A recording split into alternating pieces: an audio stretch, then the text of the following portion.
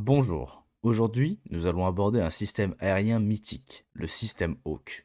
Le MiM-23 Hawk est un missile antiaérien de moyenne portée développé aux États-Unis dans les années 1950. Initialement conçu pour détruire des aéronefs, il a ensuite été modifié pour intercepter des missiles.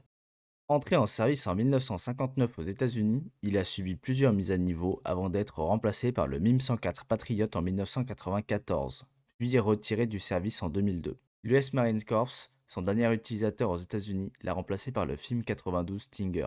Le système Hawk est introduit en France en 1964. Après 50 années de bons et loyaux services, il est retiré du service en 2012. Environ 40 000 missiles Hawk ont été produits, dont 11 000 en Europe occidentale et au Japon. Bien que jamais utilisé au combat par les États-Unis, il a été employé avec succès par d'autres nations. Pour donner des ordres de grandeur, le coût était de 250 000 dollars le missile, 15 millions de dollars par unité de tir et 30 millions de dollars par batterie. C'était un système coûteux, mais à la pointe de la technologie. Le système de missiles MiM-23 Hawk a été développé par Raytheon aux États-Unis dans les années 1950 pour frapper des aéronefs supersoniques à moyenne et basse altitude. Le développement a débuté en 1952. Northrop produisait les lanceurs, radars et systèmes de contrôle et Raytheon le missile. Le prototype désigné XSAM-A-18 a réussi son premier tir en juin 1956. Finalement, une vingtaine de pays ont acquis et fabriqué le Hawk sous licence, notamment en Europe et au Japon. Dans le cadre du réseau de défense aérienne intégré de l'OTAN, il a constitué le premier rideau défensif. Le Hawk d'origine utilisait 4 radars pour la détection, le suivi et l'engagement des objectifs. Depuis sa mise en service, le MiM-23 a été continuellement perfectionné pour faire face aux nouvelles menaces. L'histoire du système et de son missile. Pour revenir au système d'origine, celui-ci était équipé du missile MiM-23A. Il mesure 5,08 mètres de long pour un tube de 37 cm de diamètre et une envergure avec les ailettes de 1,21 m. Il peut engager une cible de 2 à 25 km avec une interception de 60 mètres à 11 000 mètres d'altitude. Avec sa masse d'environ 584 kg, il peut aller jusqu'à Mach 2,4 ou 2,5 comme tous les missiles Hawk, soit de 750 à 800 mètres secondes. Le missile dispose d'une ogive à fragmentation de 54 kg qui propulse environ 4000 projectiles d'environ 8 grammes à une vitesse de 2000 mètres secondes sur un cône de 18 degrés. Il a un guidage par radar semi-actif SARH. Ce mode de guidage utilise un radar au sol pour émettre des ondes qui sont réfléchies sur la cible. Le missile Hawk capte ces réflexions et se dirige vers la cible en suivant ses échos. Il dispose donc d'une fusée de proximité en lien avec son mode de guidage. Il serait aussi doté d'un mode de détonation à l'impact, mais c'est anecdotique par rapport au contexte et je n'ai pas trouvé plus d'informations dessus. Ainsi, on comprend le nom du système Hawk qui signifie Homing All the Way Killer, ce qui signifie tueur guidé tout le long en référence à son guidage par radar semi-actif. Pour parler du système, globalement, dans une batterie, il y a le poste de commandement et de contrôle, des groupes électrogènes, une section radar composée des différents systèmes et 2 sections de tir. On peut ajouter à cela une composante de support et logistique. Globalement, la disposition de la batterie prévoit un camouflage et une relative fortification. Il faut aussi préciser que pour neutraliser une batterie, on peut détruire ses radars en la rendant aveugle, lui détruire son poste de commandement en lui retirant son cerveau, ou bien détruire ses lanceurs, la rendant tétraplégique. Les faiblesses du système originel étaient d'une part liées au système, mais aussi au missile. En effet, les systèmes de contrôle et de commande développés par Northrop Corporation étaient complexes et sujets à des erreurs récurrentes, nécessitant des redémarrages fréquents toutes les 43 heures, ce qui correspond au MTBF pour moyenne des temps de bon fonctionnement. De plus, le système original rencontrait des difficultés au niveau du radar basse altitude et du missile pour la détection et acquisition d'aéronefs à cause d'une mauvaise définition du sol, entre autres. Je vais donc naturellement vous présenter les différents radars du système dont on ne détaillera pas les modèles. Il y a un radar d'acquisition par impulsion, PAR. C'est un radar longue portée et moyenne haute altitude effectuant des balayages à 360 degrés pour une plage de détection de 70 à 100 km au maximum. Il y a aussi un radar d'acquisition à onde continue, CWAR, qui fonctionne en concert du par. En effet, il effectue aussi des balayages à 360 degrés, mais il est plutôt destiné à la détection basse altitude et d'engins furtifs ou rapides avec une portée en moyenne de 70 km. Je précise que ces portées dépendent des surfaces équivalentes radar des engins à détecter. Dans le cadre de ce système et de ces radars, une petite surface équivalent radar sera détectée plus tardivement qu'une grosse. Pour effectuer le guidage du missile, il y a 2 radars d'illumination à haute puissance, HPIR. Il y en a 2 par batterie car la batterie de 6 lanceurs est divisée en deux sections de tir ayant chacun son radar d'illumination. Le HPIR acquiert et suit automatiquement les cibles désignées en azimut, élévation et portée. Il sert également d'unité d'interface en fournissant les angles de lancement en azimut et en élévation qui sont calculés par le processeur de données automatique dans le centre de coordination de l'information ou le poste de commandement de peloton.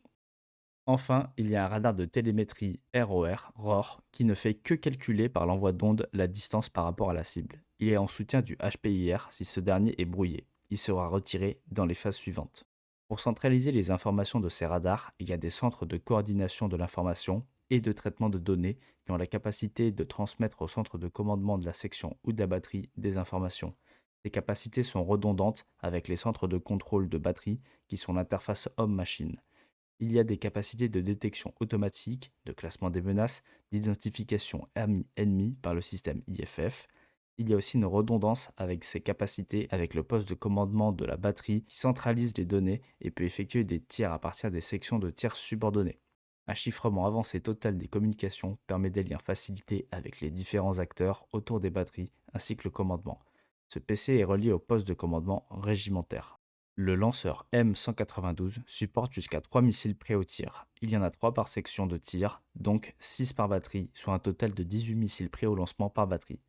Il est activé uniquement lors du cycle de tir. Lorsque le bouton de tir est activé dans le centre de contrôle de batterie ou le poste de commandement, plusieurs fonctions se déclenchent simultanément. Le lanceur s'oriente selon les angles d'azimut et d'élévation désignés, alimente les gyroscopes des missiles, active les systèmes électroniques et hydrauliques, puis déclenche le moteur du missile et effectue le lancement. À tous ces équipements, il faut ajouter de nombreux équipements, notamment des groupes électrogènes, systèmes de communication et divers modules assurant des fonctions de relais. Il faut aussi ajouter le parc de camions indispensable à la mobilité du système. Il y a aussi des éléments et systèmes de support logistique. Pour en citer un important, il y a des tracteurs et éleveurs de missiles pour les monter sur le lanceur M192. Finalement, le fonctionnement d'une batterie est simple. Elle détecte par ses radars par et ses WAR un objet aérien qui sera identifié comme ennemi, le radar d'illumination illumine l'objet identifié, la procédure décisionnelle et cycle de tir est déclenchée, le tir est effectué à partir d'un lanceur pertinent, le lanceur élève le missile et l'oriente dans l'azimut défini, le missile part, il est guidé par l'illumination avec une trajectoire d'interception pour exploser à proximité de la cible, libérant les sous-munitions dans le cône de projection et ainsi provoquer la destruction ou mise hors de combat de l'engin. Le système a rapidement évolué. Dès 1964, le HIP pour Hawk Improvement Program est lancé. Il commencera à être équipé en 1972 pour une dotation complète en 1978 aux États-Unis. Il va optimiser la digitalisation et automatisation des données et procédés. Les radars seront remplacés par des plus modernes et surtout, on va passer au missile MIM-23B. Il mesure 5,03 mètres de long avec un diamètre et une envergure similaires à la version A.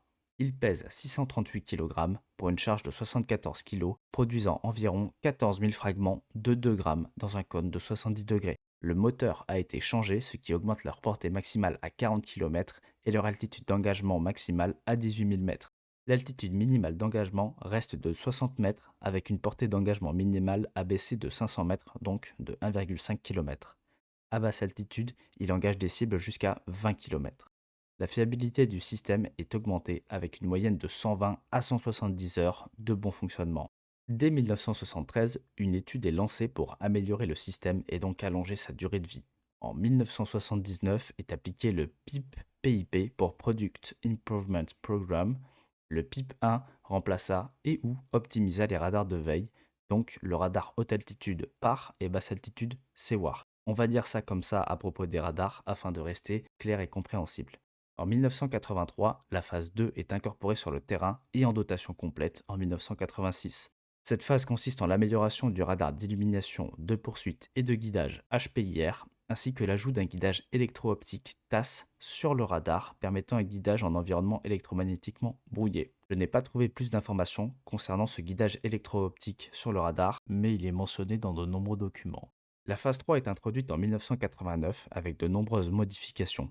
Le radar basse altitude CWAR est remplacé par un plus performant. Le radar illuminateur HPIR est amélioré avec une capacité LASHE, c'est-à-dire l'engagement de multiples cibles simultanées à basse altitude. Le radar de télémétrie est retiré et la fiabilité du système est portée de 300 à 400 heures de bon fonctionnement. La phase 4 est finalement annulée avec l'introduction du Patriot.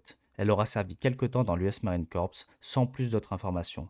Elle prévoyait une miniaturisation et plus grande mobilité du système avec l'ajout de têtes anti-radiation, donc anti-radar. Une capacité anti-balistique était aussi prévue. Une version Hawk 21 est utilisée par la Norvège. Le système est plus avancé et plus compact. Les radars haute et basse altitude sont remplacés par un radar unique, le AN-MPQ-64 Sentinel.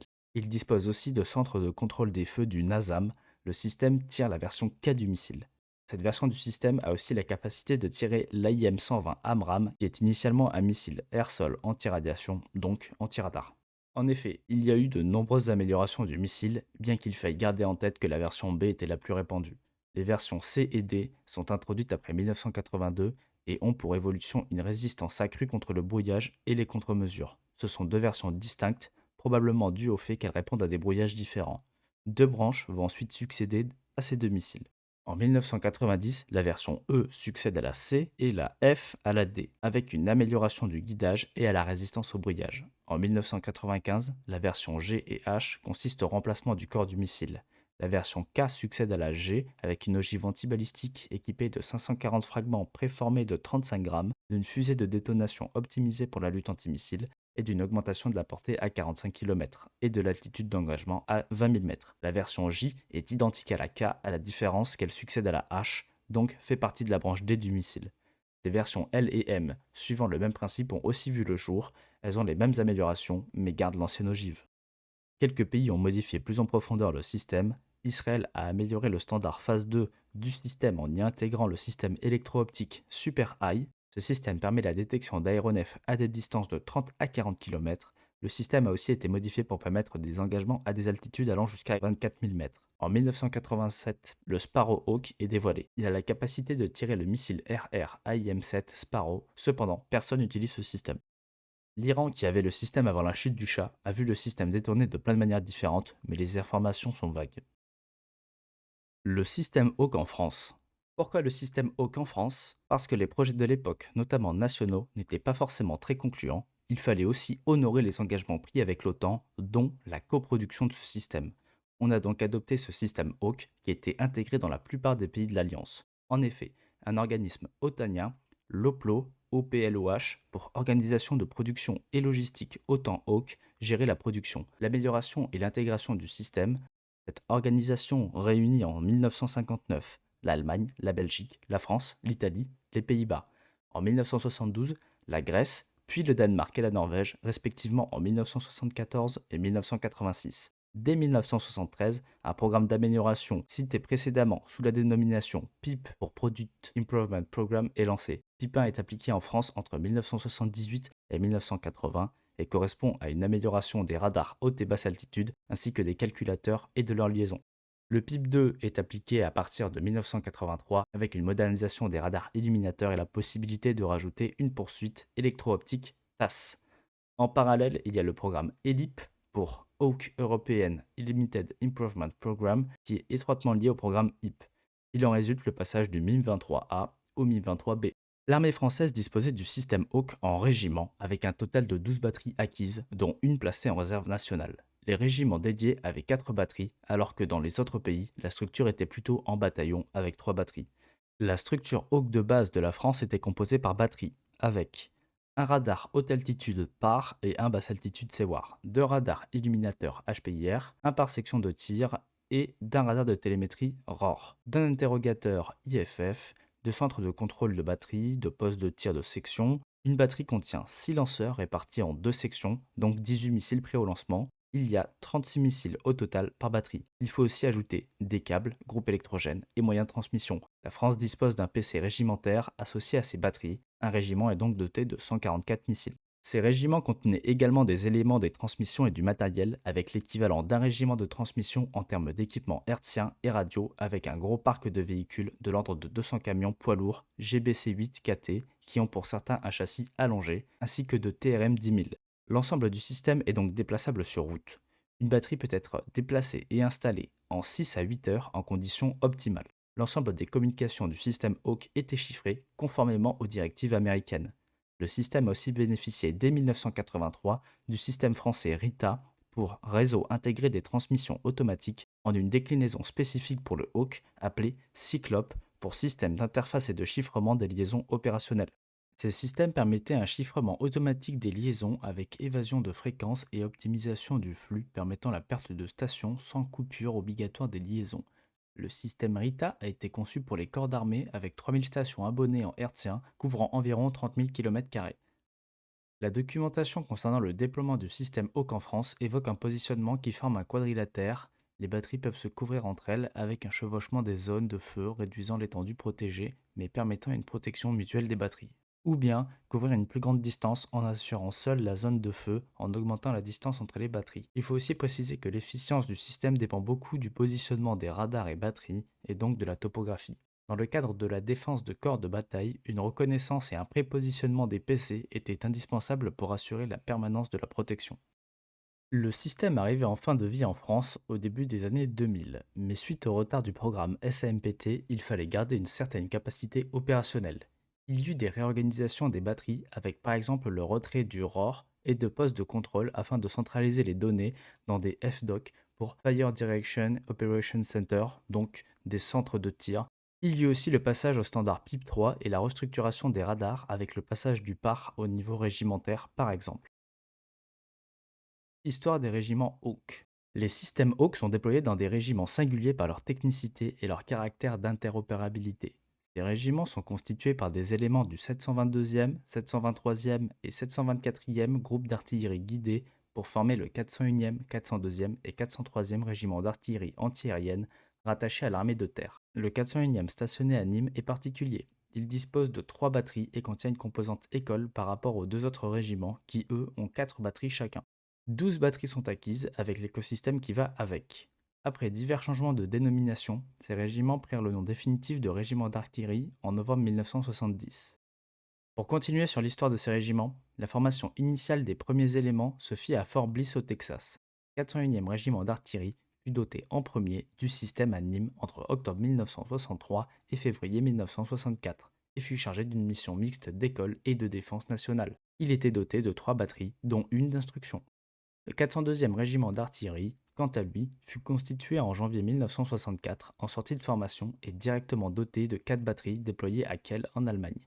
Le régiment va ensuite bouger en divers endroits dans le cadre du dispositif sud de l'OTAN. Le 403e, lui, fut mis sur pied progressivement à Landau en Allemagne. Il fut totalement doté en début 1965, mais ne fut pas vraiment totalement déployé opérationnellement, puisqu'en 1966, le général de Gaulle fit quitter la France de l'organisation militaire intégrée de l'OTAN. Les régiments furent rapatriés en France. Le 402e s'installa à Laon dans l'Aisne, puis à Châlons en Champagne en 1976. Le 403e s'installa sur la base aérienne américaine de Chaumont-Sémoutier. Ces régiments durent donc changer de mission et s'adapter au fil du temps. Ce système devait d'abord s'intégrer dans une défense statique otanienne de théâtre face au bloc de l'Est. La mission évolua en 1967 en leur dédiant à la défense des points sensibles des forces aériennes stratégiques, c'est-à-dire la dissuasion nucléaire française. Dans le détail, les bases de Saint-Dizier et de Luxeuil pour le 403e, les bases de Cambrai et d'Avord pour le 402e et enfin Istres pour le 401e. Au début des années 70, cette mission fut aussi confiée à de la défense courte portée. Le système dut alors remplir en plus de sa mission de défense d'infrastructure, une mission de défense du corps de bataille dans un contexte de manœuvre interarmes. Mission bien plus sportive et dangereuse à cause des repositionnements proches du front. Avec le temps, l'accent fut mis sur la capacité à déplacer les batteries pour répondre à des crises. Par exemple, en 1987, un plan fut mis en place afin de redéployer en 48 heures des éléments du 401e régiment d'artillerie sur le complexe aéroportuaire de Toulon afin de repousser une attaque de la Méditerranée. Ces régiments furent progressivement dissous. En 1997, le 401e régiment d'artillerie est dissous à Draguignan. En 1998, 2 batteries du 403e furent dissoutes. Ce fut ensuite le cas du régiment en 1999. En dernier, le 402e régiment d'artillerie est dissous en 2012. Le système Hawk laisse sa place au SAMPT qui sera en service dans l'armée de l'air et de l'espace. D'autres systèmes plus légers étaient encore en service dans l'armée de terre pour protéger les corps de bataille. L'effet d'armes. Ce système est et a été utilisé par de nombreux pays. Pour citer les principaux, il y a l'Iran qui a adopté ce système avant la chute du Shah et qui a continué à produire le système et l'améliorer localement. On peut donc penser que ce sont des versions moins efficientes que celles présentées. Israël, l'Égypte, la Grèce, le Japon, le Maroc, la Suède, l'Espagne, l'Arabie saoudite, la Turquie et l'Ukraine sont toujours des utilisateurs de ce système. Le 5 juin 1967, une batterie a abattu un ouragan endommagé qui risquait de s'écraser sur le centre de recherche nucléaire israélien du Negev lors de la guerre des 6 jours. Le 21 mars 1969, une batterie israélienne a abattu un MiG-21 égyptien. 12 appareils égyptiens ont été abattus lors de ce conflit. Lors de la guerre du Yom Kippour en 1973, 24 victoires sont créditées au système. Lors de la guerre Iran-Irak, de nombreux appareils irakiens sont abattus, mais aussi des appareils iraniens par tir fratricide. Le 7 septembre 1987, une batterie du 403e régiment d'artillerie abat au-dessus d'elle, au Tchad, un Tu-22 libyen qui s'apprêtait à bombarder N'Djamena avec 4 bombes de 1500 kg, dans le cadre de l'opération Épervier. L'objectif de ce raid était probablement la base aérienne française où se situait la batterie et des éléments vitaux pour Épervier. Cette opération avait pour but de soutenir et défendre le président tchadien contre une force armée commandée par l'ex-président au nord du pays, soutenue par le colonel Kadhafi. Plus récemment, à partir d'octobre 2022, un mouvement international se forme pour donner des batteries à l'Ukraine. Selon certaines sources, elle aurait reçu au moins 10 à 12 lanceurs avec les écosystèmes associés. Les batteries de défense aérienne Hawk fournies à l'Ukraine ont démontré une efficacité notable dans la protection contre les menaces aériennes russes. Selon des rapports récents, une batterie Hawk ukrainienne aurait intercepté avec succès 40 cibles hostiles, dont 14 missiles, 13 Kh-59 et un missile de croisière calibre lancé depuis la mer. Les opérateurs ukrainiens soulignent l'efficacité du système Hawk, notamment contre des cibles complexes comme les missiles Kh-59. Ainsi, le système Hawk a prouvé son efficacité par sa longévité, ses actions en combat et ses modernisations. Il a prouvé son efficacité dans son domaine d'utilisation qui est de la défense antiaérienne, basse et moyenne altitude, ainsi qu'antibalistique accessoirement. C'est un système emblématique du monde occidental. J'espère que cette vidéo vous aura plu et vous remercie du visionnage. N'hésitez pas à donner vos impressions en commentaire. On se retrouve pour la prochaine vidéo.